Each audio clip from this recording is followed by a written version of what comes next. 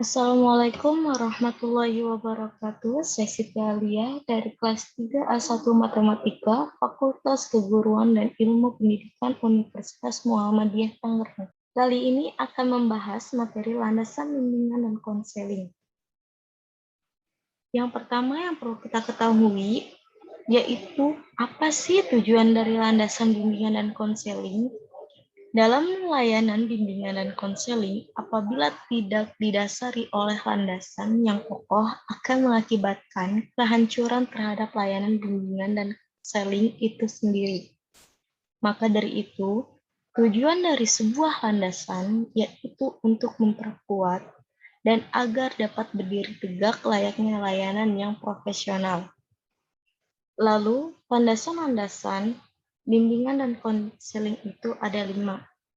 Yang pertama yaitu landasan filosofis, yang kedua yaitu landasan religius, yang ketiga landasan psikologis, yang keempat landasan sosial budaya, yang kelima landasan ilmiah dan teknologi.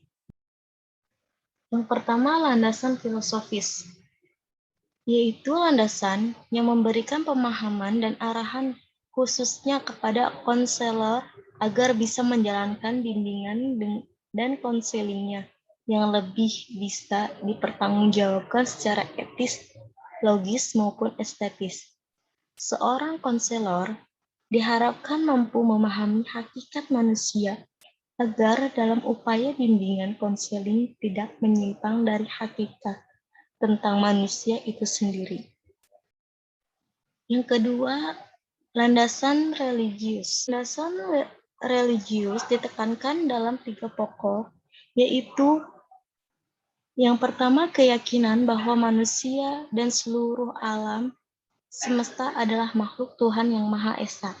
Yang kedua, sikap yang mendorong perkembangan dan kehidupan manusia berjalan ke arah yang sesuai dengan kaidah-kaidah agama. Yang ketiga, upaya memungkinkan meneguhkan kehidupan beragama untuk membantu perkembangan dan pemecahan masalah individu. Ketiga, landasan psikologis, yaitu landasan yang dapat memberikan pemahaman bagi konselor tentang perilaku individu yang menjadi sasaran layanan kalian. Beberapa yang perlu dikuasai oleh konselor adalah tentang motif dan motivasi. Dengan motif dan motivasi berkenaan dengan dorongan seseorang yang berperilaku baik. Yang kedua, pembawaan dan lingkungan berkenaan dengan faktor-faktor yang membentuk dan mempengaruhi perilaku individu. Yang ketiga, perkembangan individu berkenaan dengan menjalankan tugasnya.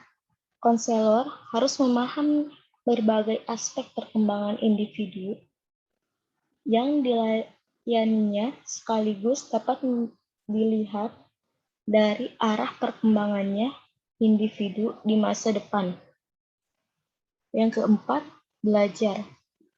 Belajar adalah upaya untuk menguasai sesuatu yang baru dengan memanfaatkan yang sudah ada pada diri individu.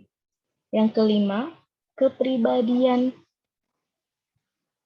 Kepribadian adalah organisasi dinamis dalam diri individu sebagai sistem psikofisik menentukan caranya yang unik dalam menyesuaikan diri. Yang keempat, landasan sosial budaya, yaitu landasan yang dapat memberikan pemahaman kepada konselor tentang dimensi kesosialan dan kebudayaan sebagai faktor yang mempengaruhi perilaku manusia. Landasan sosial menunjukkan pentingnya penggambaran aspek-aspek yang mewarnai kehidupan seseorang. Aspek-aspek sosial budaya inilah yang membentuk individu selain dari faktor pembawaan. Yang kelima, landasan ilmu pengetahuan dan teknologi. Landasan ini yang berkaitan dengan layanan bimbingan dan konseling sebagai kegiatan ilmiah yang senantiasa mengikuti laju perkembangan ilmu pengetahuan dan teknologi yang sedemikian pesat. Pengetahuan tentang bimbingan dan konseling disusun secara logis dan sistematis dengan menggunakan berbagai metode seperti pengamatan, wawancara, analisis dokumen, dan sebagainya. Itulah sedikit paparan mengenai landasan-landasan dalam bimbingan dan konseling. Kurang lebihnya, mohon maaf dan terima kasih. Wassalamualaikum warahmatullahi wabarakatuh.